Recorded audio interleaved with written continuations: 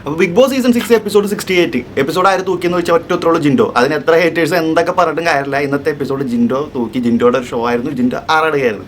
ഇതിന് ജിൻഡോയുടെ എനിക്ക് പേഴ്സണലി എനിക്ക് ഇത്രയ്ക്ക് ഇഷ്ടമുള്ളതുകൊണ്ട് ഞാനിങ്ങനെ പറയാമെന്ന് വിചാരിക്കേണ്ട. പക്ഷേ ഇന്നത്തെ കണ്ടന്റ് കംപ്ലീറ്റ് ജിൻഡോണ് കൊണ്ടുപോയത്. ഇതുവരെയുള്ള ദിവസങ്ങൾ ഈ ഫാമിലി വീക്ക് സ്റ്റാർട്ട് ചെയ്തത് മുതൽ എനിക്ക് തോന്നുന്നു ജിൻഡോ കാര്യമായിട്ടുള്ള കണ്ടന്റുകളും കാര്യങ്ങളും ഒന്നും കൊടുത്തിട്ടുണ്ടായില്ല. ജിൻഡോ ഒരു നോർമലായിട്ട് ജിൻഡോ അധികം വിസിബിൾ ആകുന്നില്ല. ഇനി അവർ ജിൻഡോയുടെ കണ്ടന്റ് ലൈവിലും എപ്പിസോഡിൽ കാണിക്കാത്തതാണോ എന്നറിയില്ല. ജിൻഡോനെ അങ്ങനെ വിസിബിളായിട്ട് കാണുന്നുണ്ടായിരുന്നില്ല. അപ്പോൾ അതിൻ്റെയൊക്കെ ഒരു ക്ഷീണവും ഇന്നത്തെ എപ്പിസോഡിൽ അങ്ങ് മാറ്റിയിട്ടുണ്ടെന്ന് പറയുന്നത്. ഇന്നത്തെ എപ്പിസോഡിൽ എവിടെ നോക്കിയാലും ജിൻഡോ മായ വരുന്നു. അപ്പോൾ ഈ ഫാമിലി വീക്ക് സ്റ്റാർട്ട് ചെയ്തിട്ട് പലർക്കും പല രീതിയിലുള്ള മാറ്റങ്ങൾ സംഭവിച്ചിട്ടുണ്ട്. ഇപ്പോൾ ശ്രീധുവിൻ്റെ കാര്യം തന്നെ എടുത്തു കഴിഞ്ഞാൽ ശ്രീധു വളരെ ചേഞ്ച് ആയി. അമ്മ വന്നു പോയതിന് ശേഷം നല്ല രീതിയിൽ ശ്രീധു മാറി. അർജുന ഇത് ഒരു ഫ്രണ്ട്ഷിപ്പ് കട്ടാക്കുന്നതിന് പകരം അർജുന ഒരു ശത്രുവായിട്ട് കാണുന്ന പോലെയാണ് എനിക്ക് ചില ടൈമിലൊക്കെ ഫീൽ ചെയ്യുന്നത്. അത് ഇതുവരെ അങ്ങനെ അവരൊരു പ്യുവർ ഫ്രണ്ട്ഷിപ്പ് എന്ന രീതിയിൽ അവർ ഈ ഒരു റിലേഷൻഷിപ്പിനെ കൊണ്ടുവന്നിട്ട് അമ്മ വന്ന് പോയപ്പോൾ തന്നെ ഹൗസിൽ എല്ലാവർക്കും മനസ്സിലായിട്ടുണ്ട്. ആ ഒരു കോമ്പോയിൽ നമുക്ക് താല്പര്യമില്ല എന്നുള്ളൊരു കാര്യം ഹൗസിൽ എല്ലാവർക്കും മനസ്സിലായിട്ടുണ്ട്. അപ്പോൾ അങ്ങനത്തെ ഒരു സിറ്റുവേഷനിൽ ഇവർ ഇത്രയും നാൾ ഇവരുടെ ഫ്രണ്ട്ഷിപ്പ് ഇങ്ങനെ നല്ല രീതിയിൽ കൊണ്ടുപോയിട്ട് ഇപ്പോൾ പെട്ടെന്ന് ഒരു ട്വിസ്റ്റ് അതിലൂടെ കൊണ്ടുവന്നപ്പോൾ അത് ഒട്ടും അക്സെപ്റ്റ് ചെയ്യാൻ പറ്റുന്നില്ല. കാരണം അത് അവർക്ക് പറഞ്ഞു തീർക്കാവുന്ന ഒരു കാര്യമായിരുന്നു. ഇൻഡിവിജ്വലായിട്ട് നമുക്ക് കളിക്കാം, നമുക്കിത് നോർമലായിട്ട് കൊണ്ടുപോകാമെന്ന് പറഞ്ഞു തീർക്കണതിന് പകരം പല സിറ്റുവേഷനിൽ ശ്രീധു അർജുനെ ഒരു ശത്രുവായിട്ട് കാണുന്ന പോലെ എനിക്ക് ഫീൽ ചെയ്യുന്നുണ്ട്. സംസാരത്തിലായാലും നോട്ടത്തിലായാലും അർജുൻ വരുമ്പോൾ തിരിഞ്ഞൊക്കെ നടന്നു പോകുന്ന സിറ്റുവേഷനൊക്കെ ഉണ്ടായിരുന്നു. അപ്പോൾ ഇന്നലെ വരെ അവർ എങ്ങനെ നടന്നിട്ടുള്ള കാര്യം നമ്മൾ ചിന്തിക്കുമ്പോഴാണ് ഇതൊക്കെ ഒരു കോമഡി ആയിട്ട് തോന്നുന്നത്. അപ്പോൾ ഭയങ്കര ഒരു ഡിഫറൻസ് ആണ് ഈ ക്യാരക്ടറിൽ അർജുനല്ല ശ്രീധുവിൻ്റെ ക്യാരക്ടറിൽ വന്നിരിക്കുന്നത്. അർജുൻ ട്രൈ ചെയ്യുന്നുണ്ടെന്നാലും അർജുൻ പൊട്ടിത്തെറിക്കും. അർജുന് പെട്ടെന്ന് ഇങ്ങനത്തെ ഒരു ചേഞ്ച് എന്തായാലും അക്സെപ്റ്റ് ചെയ്യാൻ പറ്റിയിട്ടില്ല എന്നുള്ളൊരു കാര്യം പറ്റില്ല. കാരണം അർജുനും ചെറുതായിട്ട് പൊട്ടിത്തെറിച്ച് തുടങ്ങിയിട്ടുണ്ട്. ശ്രീധു ഇതേപോലെ അങ്ങ് മുന്നോട്ട് പോവുകയാണെങ്കിൽ ഇത് വലിയൊരു അടി അടുത്ത ദിവസം തന്നെ ഈ ഒരു ഫാമിലി വീക്ക് തീരുന്നതിന് മുന്നേ തന്നെ വലിയൊരു അടി കാണാൻ പറ്റും. എന്തായാലും ഉറപ്പാണ്. ആ ഒരു ലെവലിലോട്ടാണ് പോയിക്കൊണ്ടിരിക്കുന്നത്. ഇതിലെനിക്ക് സഹിക്കാൻ പറ്റാത്തത് ഇതിൻ്റെ നടുക്ക് നിൽക്കുന്ന റസ്മിനെയാണ്. എവിടെ ഒരു കോംബോ ഉണ്ടോ അതിൻ്റെ നടുക്ക് റസ്മിനുണ്ട് എന്നുള്ളൊരു കാര്യത്തിലാണ് എനിക്ക് സഹിക്കാവുന്നതിൻ്റെ അങ്ങേറ്റതുണ്ട്. ഈ വീക്കിലെങ്കിൽ ഈ സാധനം എവിക്റ്റായി പോയില്ലെങ്കിൽ ഈ സീസൺ കണ്ടതിൽ ഒരർത്ഥമില്ല എന്നുള്ള രീതിയിലായി പോകും. ഇത്രയും എപ്പിസോഡ് 68 എപ്പിസോഡായിട്ട് അതിൻ്റെ അകത്ത് ഒരു സ്ക്രാച്ച് ഒരു പോറൽ പോലും ഏക്കണ്ട് പുള്ളിക്കാരെ അതിൻ്റെ അകത്ത് എങ്ങനെ നിലനിർത്തുമെന്ന് എനിക്ക് മനസ്സിലാകത്ത്. ഒരു നോമിനേഷനിൽ വന്ന് പുറത്തു പോയില്ല. ഇത്രയും നാൾ എന്തെങ്കിലും എടുത്തു പറയാൻ പറ്റിയ എന്തെങ്കിലും ഒരു കണ്ടന്റ് ഉണ്ടാ. ഈ ഗബ്രിയും ജാസ്മിനും ഉണ്ടാക്കിയ കോമ്പോൻ്റെ ഇടയിൽ കയറി കിടന്ന് കണ്ടന്റ് ഉണ്ടാക്കി, അതാണ് ഒരു കണ്ടന്റ്. അതല്ല ശ്രീധുവും അർജുനും കൂടി ഉണ്ടാക്കുന്ന കണ്ടന്റിൻ്റെ ഇടയിൽ കയറി അതാണ് കണ്ടന്റ്. അല്ലെങ്കിൽ നോറക്ക് ക്യാമറയുടെ മുന്നിൽ നിന്ന് സംസാരിച്ച് ബോറടിക്കുമ്പോൾ നോറക്ക് പറയാനുള്ളൊരു ക്യാരക്ടർ, അതാണ് റസ്മിൻ്റെ കണ്ടന്റ്. ഒരു തരത്തിൽ സ്വന്തമായിട്ട് അല്ലെങ്കിൽ ജിൻഡോനെ ഒരു ശത്രുവായി കണ്ട് എനിക്ക് അയാൾ ഇഷ്ടമല്ല, എനിക്ക് അയാളുടെ പോകാൻ കാണണ്ട, അങ്ങനെ എല്ലാ എപ്പിസോഡിലും വന്ന് എല്ലാ വീക്കെൻഡ് എപ്പിസോഡിലും വന്നിട്ട് ലാലേട്ടനോട് പറയുന്നതാണ് ഉള്ള കണ്ടന്റ്.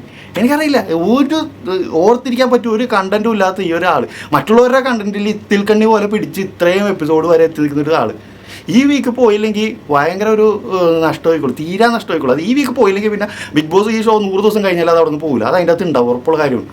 പവർ റൂം കളഞ്ഞതാണ് ഏറ്റവും വലിയ ഭാഗ്യം. ഇനി അടുത്ത ആഴ്ച വല്ല സേവ് ആയിട്ട് ഇനി വല്ല ക്യാപ്റ്റനൊക്കെ ആയിട്ട് പിന്നെയും അത് അതിൻ്റെ അകത്ത് ഇരിക്കേണ്ട ഒരു സിറ്റുവേഷൻ വരല്ലേ എന്നുള്ളൊരു പ്രാർത്ഥനയുണ്ട്. കാരണം കണ്ട് മടുത്ത് നമ്മളിങ്ങനെ ഓൾറെഡി നമ്മൾ ഇങ്ങനെ ലൈവ് കാണുമ്പോൾ ബോറടിച്ചൊക്കെ ഇരിക്കുന്ന ടൈമായിരിക്കുള്ളൂ. കാര്യമായ കണ്ടന്റ് ഒന്നും ഇല്ലാണ്ട് ബോറൊക്കെ അടിച്ചിരിക്കുന്ന ഒരു സിറ്റുവേഷനിൽ ക്യാമറ ഫോക്കസ് ചെയ്ത് ഇവിടെ അങ്ങ് കാണിക്കും, പോവും, കംപ്ലീറ്റ് മൂടും പോകും. ലൈവ് ഓഫ് ചെയ്ത് ഇറങ്ങി പോകാന്നുള്ളതാണ്. അങ്ങനെ ഇവിടെ മോൻ കണ്ട് ലൈവ് ഓഫ് ചെയ്ത് പോകുമ്പോൾ എന്തെങ്കിലും കാര്യമായിട്ടുള്ള കണ്ടന്റ് ലൈവിൽ വരും, അത് മിസ്സാവും. പിന്നെ എപ്പിസോഡിൽ വരുമ്പോൾ ഇത് കാണാൻ പറ്റുള്ളൂ. അങ്ങനത്തെ ഒരു സിറ്റുവേഷനിലൂടെയാണ് പോയിക്കൊണ്ടിരിക്കുന്നത്. അതുകൊണ്ട് ഈ വീക്കിൽ എന്തായാലും റസ്മിനെ പുറത്താക്കണം എന്നുള്ളൊരു അപേക്ഷയാണ്. പിന്നെ ജിൻഡോൻ്റെ കാര്യത്തിലോട്ട് വരുമ്പോൾ ജാസ്മിൻ എന്ന് ജിൻഡോയോട് നല്ലൊരു കണ്ടന്റ് ഉണ്ടാക്കാനുള്ള ശ്രമമായി. ഈ പറഞ്ഞ റസ്മിൻ തന്നെ അവിടെ നിന്ന് പറയുന്നുണ്ടായിരുന്നു അത് ഇതുവരെ കണ്ടന്റൊന്നും ആയിട്ടില്ല, അതുകൊണ്ട് കണ്ടന്റ് ഉണ്ടാക്കുകയാണെന്ന് പറഞ്ഞിട്ട് ഉള്ളൊരു ഡയലോഗ് അടിക്കുന്നത്. അതായത് ഈ ഇവരുടെ ഫാമിലിയൊക്കെ വന്ന ടൈമിലാണ്, നന്ദനയുടെ ഫാമിലി വന്ന ടൈമിലാണ് ഈ ഒരു അടി പൊട്ടുന്നത്.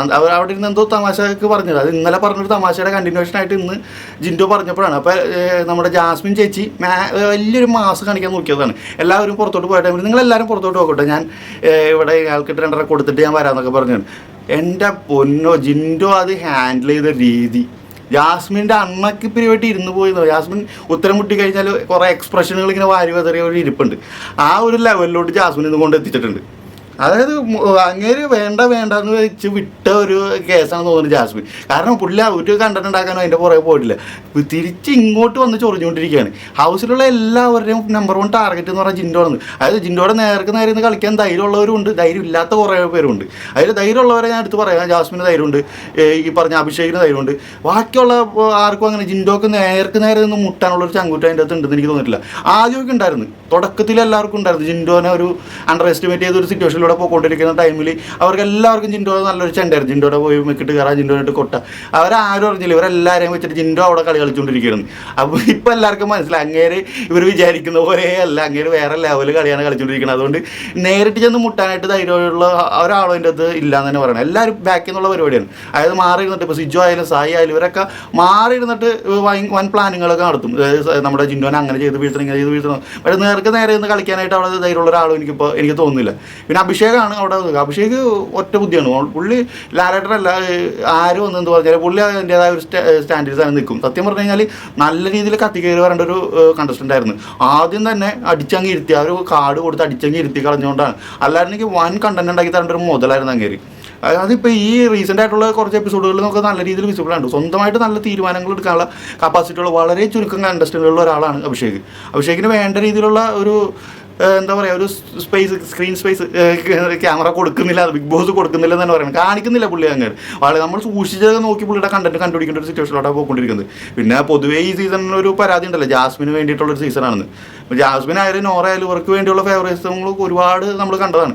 ഇപ്പോൾ നോറ ആയാലും എവിക്ഷനിൽ വരുന്ന സീസണിൽ നോറയ്ക്ക് ഏറ്റവും വോട്ട് കിട്ടി, നോറ എവിക്റ്റായി എന്ന് ഉറപ്പിച്ച ടൈമിൽ പോലും ലാസ്റ്റ് മിനിറ്റ് കൊണ്ട് എവിക്ഷൻ ക്യാൻസൽ ചെയ്ത് കളഞ്ഞു. എത്ര എവിക്ഷൻ ക്യാൻസൽ ചെയ്ത് കളഞ്ഞു.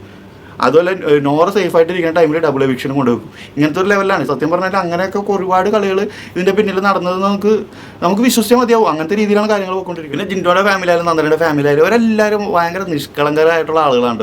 ഇവരൊക്കെ വരുമ്പോഴാണ് ഇവരൊക്കെ മക്കൾ തന്നെയാണോ തോന്നിപ്പോൾ. കാരണം അത്രയും സ്വീറ്റ് ആയിട്ടുള്ള ആളുകളാണ് ഇവരുടെ ഫാമിലിയിൽ നിന്ന് വരുമ്പോൾ. എല്ലാവരും നല്ല അത്ര ഇപ്പോൾ ജിൻഡോൻ്റെ ഫാദറായാലും മദറായാലും ഭയങ്കര സ്വീറ്റായിട്ട് എല്ലാവരെയും മക്കളെ പോലെ കണ്ട്. എനിക്ക് തോന്നുന്നു അതിൽ നിന്ന് ഇത്തിരി വ്യത്യസ്തമായിട്ട് നിന്നത് ശ്രീധുവിൻ്റെ അമ്മ മാത്രം തോന്നുന്നു. കാരണം ശ്രീധുവിൻ്റെ അമ്മ വന്ന് നേരെ ശ്രീധുവിനെ വിളിച്ച് മുറി പോയിട്ട് കഥകൾ പറയുന്നൊരു ലെവലിലോട്ടാണ് അങ്ങ് പോയത്. ബിഗ് ബോസ് പിടിച്ച് വാണിംഗ് കൊടുത്തില്ലായിരുന്നെങ്കിൽ അവിടെ തന്നെ ഇരുന്നിട്ട് അവിടെ തന്നെ ഇറങ്ങിപ്പോയേനെ. പക്ഷേ ബാക്കിയുള്ളവരെല്ലാവരും വരുമ്പോൾ എല്ലാവരോടും മിങ്കിളാവുന്ന, എല്ലാവരെയും കാണുന്ന ആ ഒരു സന്തോഷം, എത്രയും നാളെ നമ്മൾ സ്ക്രീനിൽ കണ്ട ആളുകളെയൊക്കെ നേരിട്ട് കാണുന്ന ഒരു സന്തോഷമൊക്കെ എല്ലാവരുടെ മുഖത്ത് കാണുന്നുണ്ട്. പക്ഷേ എനിക്കൊന്നു ജിൻഡോ നേരെ തിരിച്ച് ഇതുപോലെ തന്നെ എല്ലാ ഫാമിലി വരുമ്പോഴും ഇടിച്ച് കയറി ചെന്ന് എല്ലാവരും നല്ല രീതിയിൽ സംസാരിക്കുന്നുണ്ട്. പുറത്തുനിന്ന് വരുന്നതായതുകൊണ്ട് തന്നെ ജിൻഡോനോട് എല്ലാവർക്കും ഒരു പ്രത്യേക ഇഷ്ടമെന്ന് ഫീൽ ചെയ്യുന്നുണ്ട്. അതാണ് ഈ ജിൻഡോൻ്റെ പ്രത്യേകത. ജിൻഡോ എത്ര നെഗറ്റീവ് കണ്ടന്റ് ഉണ്ടാക്കാൻ ശ്രമിച്ചാലും ജിൻഡോൻ്റെ കണ്ടന്റിൽ ഒരു ഇന്നസെൻസ് നമുക്ക് ഫീൽ ചെയ്യും.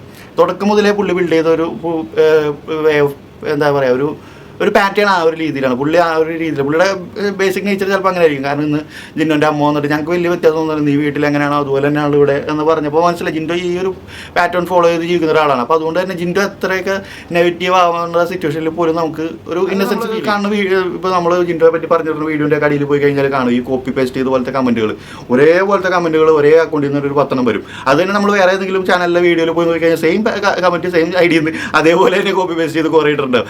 അപ്പോൾ അങ്ങനത്തെ ഇതിലൊക്കെ കുറേ കമൻറ്റുകളൊക്കെ കാണുന്നത് എന്തായാലും രസമാണ്. അപ്പോൾ എനിക്ക് പേഴ്സണലി പറയാനുള്ള കാര്യം എന്ന് വെച്ചാൽ ഇതൊരു TV ഷോ ആണ്. ഇത് ഇത്രയ്ക്ക് അങ്ങ് പേഴ്സണലായിട്ട് എടുത്ത് ഇതുപോലെ കമൻറ്റൊക്കെ ഇട്ട് ഒരുപാട് കാര്യങ്ങളൊന്നും, അതായത് ഇതിന് വേണ്ടി അങ്ങ് ജീവിക്കുന്ന ആളുകളെ പോലെയാണ് എനിക്ക് ചില നേരത്ത് ഫീൽ ചെയ്യുന്നത്. കാരണം ഇത് കഴിഞ്ഞിട്ട് അവർക്കുള്ള നേട്ടങ്ങൾ നേടി എല്ലാവരും അവരവരുടെ വഴിക്ക് പോകും. ഈ കമൻറ്റ് ഇട്ടിരിക്കണവർ അവിടെ കമൻറ്റ് ഇട്ട് തന്നെ ഇരിക്കുള്ളൂ എന്ന് എനിക്ക് പറയാനുള്ളൂ. കാരണം ഇതൊരു TV ഷോ ആണെന്ന് മനസ്സിലാക്കി ഫാൻ ഫൈറ്റൊക്കെ നടത്തുക. ഫാൻ ഫൈറ്റൊക്കെ നല്ലതാണ്. ഒരു ലിമിറ്റ് കഴിഞ്ഞ് കഴിഞ്ഞാൽ അതൊക്കെ നിങ്ങൾക്ക് തന്നെയാണ് ദ്രോഹി മാറുക. അപ്പോൾ അതുകൊണ്ട് നോക്കി കണ്ടൊക്കെ TV ഷോയെ നോക്കി കാണുക എന്ന് തന്നെ പറയാനുള്ളൂ. അപ്പോൾ എന്തായാലും ബാക്കി വിവരങ്ങൾ നാളെ സായിയുടെ ഫാമിലിയാണ് കയറുന്നത്. അപ്സരയുടെ ഫാമിലി, അപ്സരയുടെ ഹസ്ബൻഡ് മാസ്ക് ഒക്കെ ഇട്ടൊരു സ്ട്രേഞ്ചർ, അതിൻ്റെ അകത്തൊരു മാസ്ക്ഡ് മാനായിട്ടൊക്കെ കയറാനുള്ള പ്ലാനാണെന്ന് കേൾക്കുന്നത്. പിന്നെ സായിയുടെ ഫാദറിൻ്റെ വീഡിയോ വരുന്നുണ്ട്. അപ്പോൾ ഈ കാര്യങ്ങളൊക്കെ എന്തായാലും അത്യാവശ്യം നാളെ ലൈവ് നല്ല ആക്റ്റീവ് ആയിരിക്കുള്ളൂ. കാരണം സായിയുടെ അച്ഛൻ വന്നു കഴിഞ്ഞാൽ എന്താ സംഭവിക്കാമെന്ന് അറിയാനായിട്ട് പലരുണ്ട്. അത് TV കാണിക്കുന്നതുകൊണ്ട് തന്നെ സായിയുടെ എക്സ്പ്രഷനുകളിലൂടെ കാര്യങ്ങൾ തീരാനാണ് വഴി. അപ്പോൾ എന്തായാലും നാളെ ലൈവ് കണ്ടിട്ട് ബാക്കി കാര്യങ്ങൾ സംസാരിക്കാതെ ബൈ.